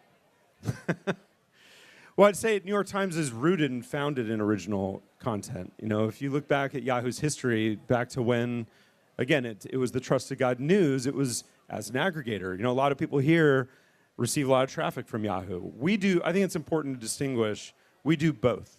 Original content will be very important to our future. Breaking news will be very important to our future, but it's not the only thing that we do, and it's not the only way that we need to be strong. So I wouldn't call that the priority as I look at content, is what I'd be saying. Not the only priority. I hear you. One fun thing before we let you go. What is going on with AOL, other than that my mom is still using AOL? Is it like a profitable media company? Have you folded it into what you do? What's happening? No, it's standalone. It's a really profitable, very big company. Really so, profitable? What's funny about it is... How much profit does AOL make? We don't say because we're Hundreds private. of millions? We're private. When we go public, we'll be able to split them out Fair. and tell you. But no, very profitable business for the people. It's a legacy business for people who have used it a long time. But look, go look at the ComScore top 10. look how many of those companies were created in the 90s. Things change much more slowly and less often, right? The companies that come along to really make a dent in the consumer internet universe happens every 3 to 5 years, right? TikTok, ChatGPT. But before that, it was TikTok. What was before that? I mean, Instagram, it's been a while. So I think people are very quick to say, oh, AOL, when AOL probably dwarfs most of the companies in the last 10 years that had people on stage at Cannes that may not even be here anymore. So, I am looking forward to seeing those AOL profit numbers. Jim Lanzone of Yahoo, thank you so much. thank y'all. Our last newsmaker guest needs no introduction. Rashida Jones is the president of MSNBC, which is having an absolutely extraordinary year. Beat Fox in ratings for the first time a couple of weeks ago, which is a huge feat. Rashida, thank you so much for joining. Thank you. We really appreciate it. Some folks might be wondering, why do we have Rashida? This is here for Sports Beach. And I said, MSNBC has grown to be almost a platform for mega fans. You have hosts who drive huge audiences. I think about Jen Psaki repeatedly getting more than 1 million viewers. I think about Samo Sanders. So Rashida, my question to you is, how are you thinking about news hosts as people who have large fan bases as opposed to just people who have large viewership? So I think you're absolutely right, and thank you for having me. We like to think about what we do as a brand. So, and Jen is a great example of that, where there's a show that she does on Sundays that will regularly get more than 1 million viewers, more watched than many of her competitors. She's got a newsletter that comes out every Saturday. She's got original content on YouTube and on streaming, and she writes regularly for our website. So the idea is, how do you take people who are interesting, who are dynamic, who not only have the pedigree of a Jen Psaki, but are also interesting characters, so to speak, and how do you bring their stories to life? And she's a great example of that. So you have her, you have Simone Sanders. One could push back and say, are you just going to hire old Democratic administration officials every time you want to launch a new product? Like, how are you going to branch out with talent outside of just bringing on hyper-political people? Sure. So with those two examples, they're both very experienced in both campaigns and administration. You can't deny that. But I think what makes them interesting, and the reason people come, is who they are and what perspective they bring to the conversation. So Jen, yes, she has worked for the administration. She has worked for campaigns. She's got a deeper political perspective than most people. But she's also a mom. She's also a wife. She is also someone who cares about the same issues that our audience cares about. Simone is a woman of color from the Midwest who brings a young, fresh perspective. And so I think the connection there is less about where they worked and what they did, and more about who they are. And I think that's what MSNBC viewers see for us. You talk about fandom, and this idea of connection with our talent, the connection both with each other and then with the audience is, I think, something that we do uniquely. Let's talk about news of the day. Cable news is in complete disarray right now. Chris Licht sort of being ousted at CNN. Fox having that $757 million defamation suit. MSNBC seems to have sort of slid through without having a big piece of drama hit it. How are you going to be leveraging that heading into 2024? I think for us it's just putting our heads down and doing the work. We've been very consistent. I think about 2.5 years ago when I started, and I shared with our team, here are the objectives, here's the mission statement for our businesses. And that hasn't changed. The same focus on breaking news and informed perspective. The same focus on growing our audience. How do we find new eyeballs in new places, whether it's streaming, whether it's digital, whether it's on social media? How do we find new audiences through long form? Like, those are the ideals that haven't changed. Those are the goals that haven't changed. And I think for us, it's just putting our heads down and doing the work. So question for you. Fox has Fox Nation, which is where it puts its opinion programming. That's a standalone streaming service. Right. Why don't you have something like that? Why are you doing streaming through Peacock? Well, we are lucky to have Peacock as a partnership, and we try to do find a lot of opportunities to do things across the portfolio. For Peacock to only be 3 years old and grow as fast as it is, and to have kind of cousins, so to speak, in the building, it's been an advantage for us. And it's a platform that our content is growing month over month. We just saw the most consumed content in the month of May, and that's something that we're continuing to grow. What drove that? Trump indictment? I think it was a combination of the news cycle, obviously a lot of news in the Trump space, but then it's also, we introduced a few months ago an initiative we call Morning News. And so in the morning, you can see live, Morning Joe, you can also see Squawk Box, you can also see parts of the Today Show, and I think just being more accessible to more people. What is the strategy for 2024? I have to ask because We reported recently about all the different networks vying for debates, thinking about new products. What should we expect from MSNBC? So one of our big focuses is to find ways to hear from more voters. I think, and we talk about this after every election, midterm in general, how do we get to the people in the middle of the country who are not necessarily where our offices are, and how do we really immerse ourselves into those communities and tell their stories? And so we just announced last week our embed class. Those guys are very excited to get out into the real world, so to speak, and to find those viewers, voters, and tell those stories. So that's a big focus for us. And then I would also say just being everywhere. The ecosystem has changed. You guys have covered this a lot. If you go back 4 years ago and how people were consuming and where people were consuming, it looks different from today. And so as a brand where people do come to us and trust us for information, how can I bring that same value in the digital space? Whether it's text publishing, whether it's video, whether it's streaming, whether it's YouTube, all of these places. And so I think for us, how can we channel the value that we have in addition to the linear channel? It's not instead of, because our linear channel is growing at a time where most other linear channels are declining. So we've got to hold that mainstay, but then we've got to appear in everywhere else. What do you mean by growing? Is it just viewership, or you think the revenue behind it is growing too? Well, the revenue will follow the eyeballs. And so viewership is growing, engagement is growing. People are watching our channel longer than any other cable news channel on a given day. We've got more people watching on most days, and we're growing at a speed that I don't think any of us would have expected, especially in a space where, you know, all you hear about is it's declining, it's declining, it's declining. The entire ecosystem is declining, but we're bucking that trend. So the entire ecosystem is declining, which leads me to ask, when do you think you're going to be in a point where no longer can you rely on a cable network to be the primary focus of distribution and revenue, and in fact, you'll have to transition into digital? Is that in the next 2 years, 5 years, 10 years? Depending on who you ask, it's tomorrow or it's in 20 years or it never happens. I think because we don't know for certain at what speed that changes, we've got to have multiple plates spinning at the same time, right? We've got to continue to hold on to the cable audience for as long as we can. We've got to invest in digital platforms in a way that is relevant to those audiences and authentic, and that's something we've really tried to focus on. How do we bring our authentic brand to those platforms?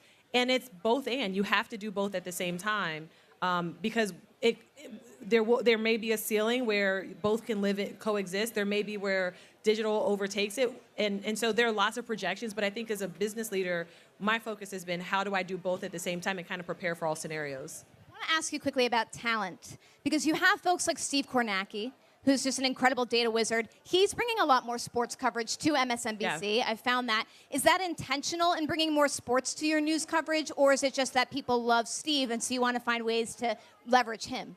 So there are times where sports is news. You see a lot of that on Morning Joe if you watch. They sometimes will lead with baseball football, all day. Baseball. They're big baseball folks. But I think it's leveraging Steve's brand. And again, we get to do this unique thing where under one umbrella, we have our news networks. Oh, by the way, we have a movie studio. Oh, by the way, we have a sports unit. Like, we have all of these things within the ecosystem. And so part of the exercise is how do we take advantage of that? How do we take a talent like a Steve Kornacki, who is, everyone's favorite data guy? How do you take a talent like Rachel Maddow, who is very skilled at that deep dive analysis, and bring that to other places? And I think, again, it's something that's unique to us because we can do that. This is a place where I can hop on the phone and call the heads of those teams, and they're excited to partner with us. Or they can call me, and they're excited to get Steve down at the Preakness. And I think it just bolsters who we are and what we do. How are you handling that when talent comes to you like a Maddow and they say, I don't want to just anchor a show. I want my own podcast. I want to do documentaries. I want to do more on Peacock. Are you going to be able to carve out a deal like that for every person? Or is it more so if you're specialized and sort of highly visible, you're going to get that kind of deal? I think everyone has a different skill set. Everyone has a different talent. I think it's hard to say if you're a Rachel Maddow and you've got an idea for a podcast that it's not something we're going to want to lean into. And we just premiered episode 2 of her new Deja News podcast today, still ranking high in consumption already. And so the good thing is, for the people where we've gotten creative and expanded broadly through the portfolio, they've been successes. We've done the same with Steve. He had a podcast last year. He did a special newsletter leading up to the election. So we try to get creative where it makes sense. In terms of the election, one fun thing, I love watching every year the networks rolling out their new embeds and getting them all trained up. This is a little bit of a different election, though. I think it's a highly polarized environment. It's a highly polarized news environment where you have candidates who are going to be disparaging towards an outlet like MSNBC. How are you thinking about that in terms of safety and fairness and protecting your reporters? So it's so interesting because I got this question from some of the members of that team saying, what can we do to protect your brand when we're out in the world? Members of which team? Of the embed team. Of the embed team. How can we essentially stand up for what we do and what you do? And I would go back to something that I started with is, I think their job is to find out what's on the hearts and minds of voters across the world. Sometimes I think people may have a preconceived notion about who we are or what we do, and I think the value of media overall. And I'm way more excited for those guys to get out into the world because that may be part of the story for some people. How they consume news and information in some ways will influence how they vote and how they make decisions. And so I think it's a part of the story, but I think we just have to kind of put our heads down and do the work and let the work prove itself. How are you going to do that? Are you putting people on TikTok this campaign? Are you putting people on Snapchat? Like, how are you going to get people to understand the world that way? So it's exactly what you're saying. How can we meet people where they are? How can I bring the content and information that we have to all of the places? If you were to ask my teenagers, I don't think they realize we have cable. I do. I have lots of cable. I would hope that you do. Lots of cable in my house, but that's not where they get content. They get it from TikTok. They get it from Snap.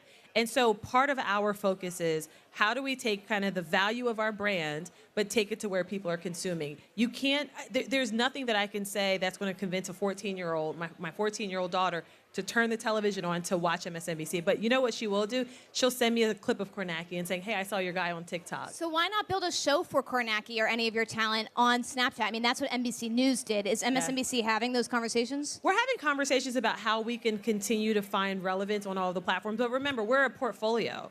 And so where NBC News has had a very successful Snapchat show, I think now for 9 years, we kind of divide and conquer. So if they're playing strongly there, how do I play even more effectively in TikTok? Or how do we use YouTube? So when you look at the portfolio, we're in all of these places. No one brand has to be everywhere, but we can then really focus our efforts in places where we can have impact. Last question for you as we're kind of getting up on time. There's been a lot of drama around calling elections and whether or not news companies should be playing a role in how that gets called in terms of, whether or not you should call it when some presidential candidates don't want it to be called, how people are dealing with election denialism. How are you planning on dealing with that in 2024 if there's a candidate that refuses to step down? What's MSNBC going to do? So you've seen Succession. Yes. Are you trying to say that NBC is merging with Discovery? Where we go with there? Not. That's not what I'm saying. What I would say is there's got to be separation of church and state, and for us, that the science behind elections is such a protected class for us. The teams are very separate from the editorial teams. We've got the highest level of standards. If we're not 99.9% sure, we don't make the call. And we've got to be able to do that without fear or favor from anybody, whether it's a candidate, whether it's a party, even the voters. And so because it's such a important part of what we do, we keep it very protected. We keep it very isolated. We trust the team that we have in that room. And it truly is a quarantine room. Before we all knew quarantine to mean something different. We protect what they do at such the highest level that we all go in knowing that what comes out of that room can be trusted, and we believe in that. CNN has done a Trump town hall. Fox has done a non-live Trump town hall. If Trump came to you and said, we want to do town hall, and obviously that would probably be pretty good for ratings, would you do it? So I have a couple thoughts there. One, we're having conversations with all of the candidates across our entire news group about how to bring their point of view to the audience. There are lots of ways to do that, whether it's a live interview, whether it's a tape interview, whether it's a town hall, whether it's a debate. We still have 505 days left until Election Day. Counting down each day. Not that I'm counting. And I think there are many ways that you can approach that. I don't know that a town hall tomorrow is something that our audience is looking for, or any audience, but as you look at the next 505 days, I think you'll see a lot of that across the portfolio. But if Trump came to you specifically and says, I want to be on your air to do it, would you say yes? Would I say yes to that? It would be a conversation. I think you have to put parameters about how to control the environment. Yeah, totally. One fun thing from you, Rashida, I asked this of Meredith, what's a piece of journalism on your platform that you're particularly proud of that we should also take a look at? What's an example of that with MSNBC? There's so much that I'm proud of. That's hard to ask mom which baby she loves most. I think it's some of the successes we've had in the audio space. You know, to have Rachel Maddow's Ultra come out in the fall last year, and to be optioned for a movie with Steven Spielberg is pretty impressive. That is not something that happens often in the audio space. You know, Rachel and team recently won an award that was not ever given to an audio product. We just launched Deja News to great success. So I actually think the audio spaces and the new products that we've launched in the last couple of weeks are ones that I'm very proud of. Incredible. Rashida Jones, thank you so much for joining us Thank you today. so much. Awesome. Thank you, Nadir. All right, we got one last fun one. This is just two DC people hanging out and talking about Sport Beach. Mark Penn, we're so grateful that you gave us this platform to talk to newsmakers, break some news today. We've had a lot of really, really interesting conversations and a lot of interesting news that's been broken. But I wanted to just pick your brain as we kick off this Axios happy hour with our partners at Spark and Magnet to talk a little bit about trends. So let's kind of get to it. First off, sports, as Meredith said, is a trend, right? It's growing. The value of teams is booming. As an investment vehicle, it's booming. Fandom is booming. So it makes sense that you all wanted to do Sport Beach. But why is it a strategic fit for Stagwell? Are you guys investing more in sports in your portfolio? Why this? Well, look, I think sports marketing, and fandom really are critical parts and exemplars of how marketing is done today. Right? Marketing isn't just, here's my product, buy it, right? It is very much how do you get this intense feeling about a product, and how do you get people of credibility to endorse and use your product, and what's the power of celebrity? Remember, I think that you've gone now into a world of choice, and you know, if you go back to what I wrote in Microtrends, the paradox of choice is that actually when people have more choice, they make fewer choices. They get what they like. They become more intense about what they like. And they go to Axios every day, day after day. Right? Okay, but so let's talk about that. Sports is an opportunity for people to align, you said, with big brands, with big celebrities, with big leagues, with big teams.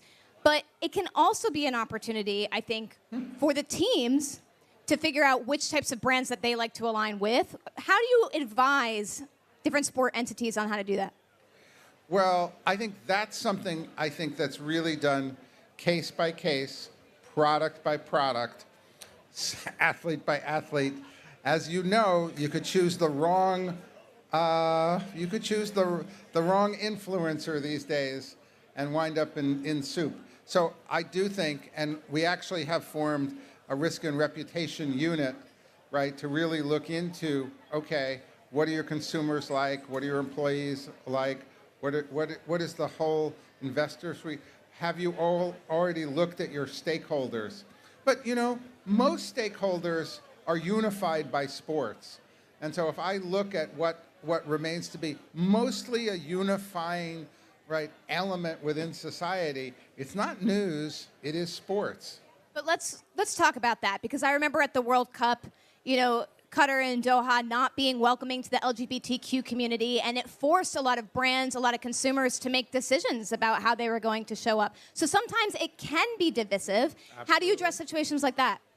Well, and that's where I think people are just beginning to recognize now that when you get into the issues of reputation and sponsorship and political issues, and people can, instead of their sports brain or their commercial brain, can use their political brain, that could be an issue. So that also tells you that to the extent that people in sports want to be marketable, right, that creating this dividing line between politics, sports, and commercial is pretty critical, because once it gets blurred, then that could be great for you if you're a niche product, but it's not very good for you if you're an every person's product and you need to reach 80 or 90% of the population.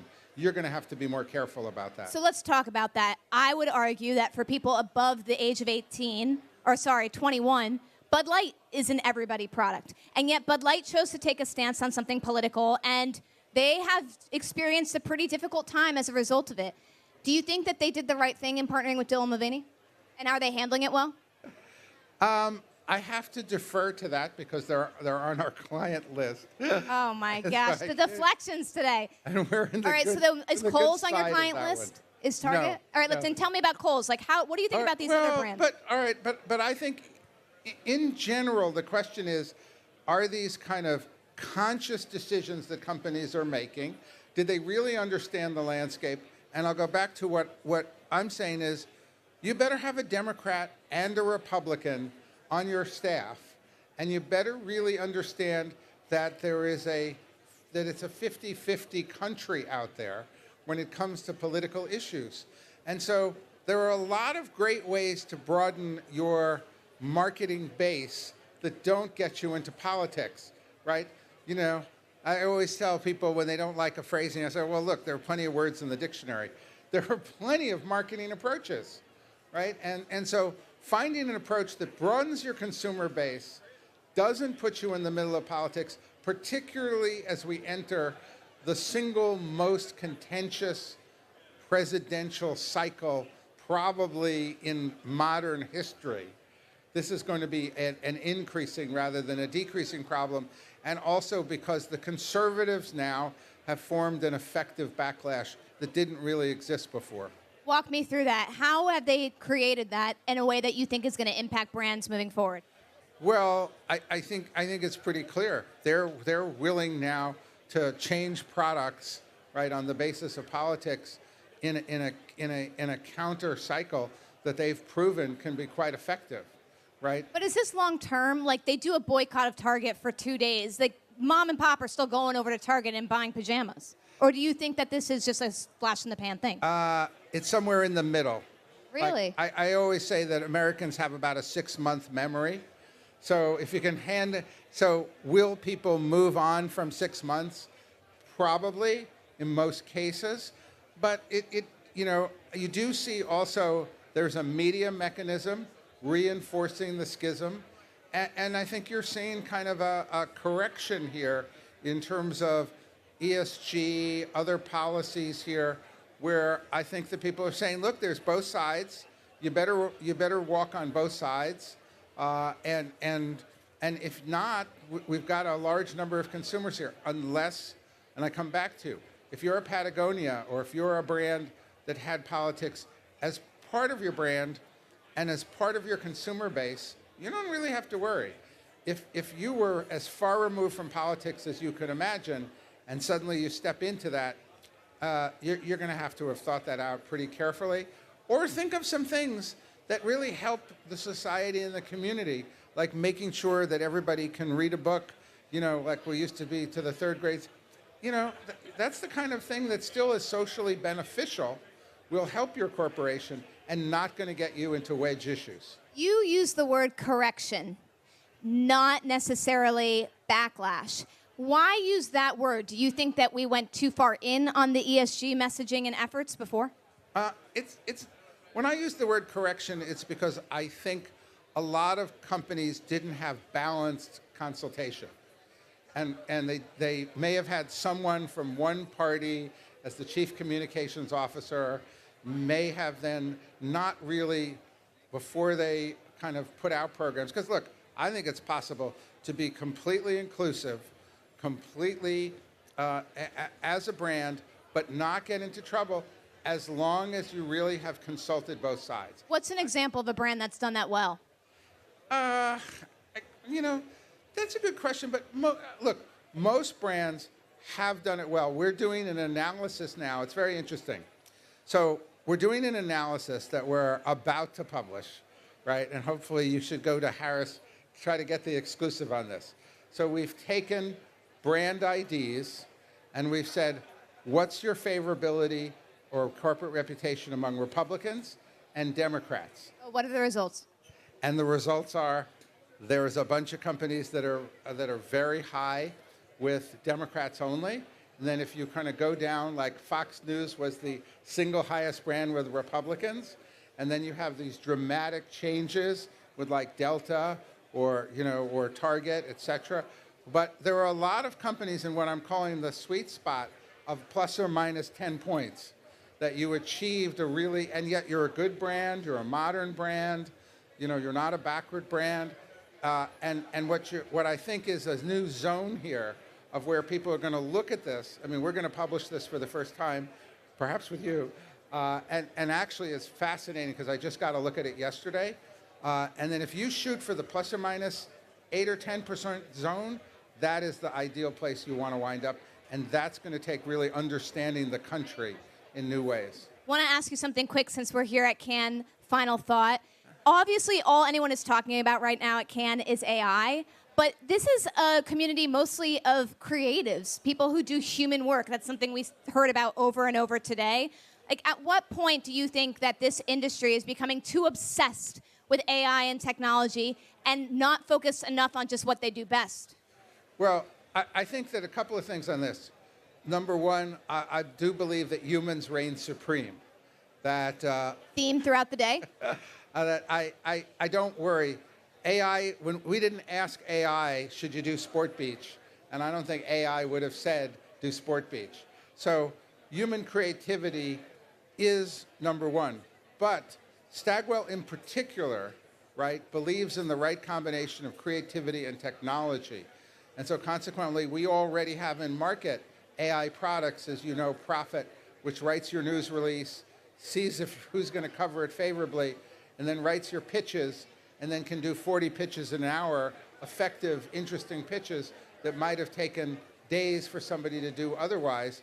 And we are really advanced because, look, over 10% of our company's engineers, another 10% is really engineering and digital designers.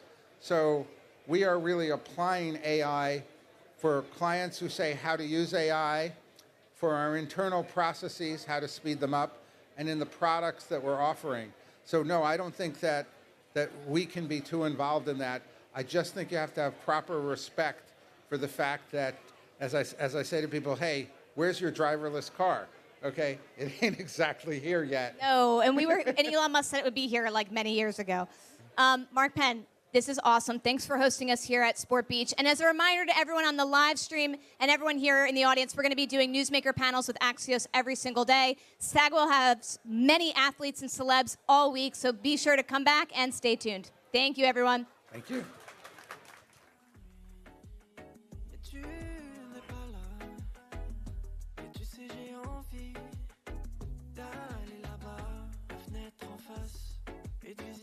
ton paradis, mais tu n'es pas là.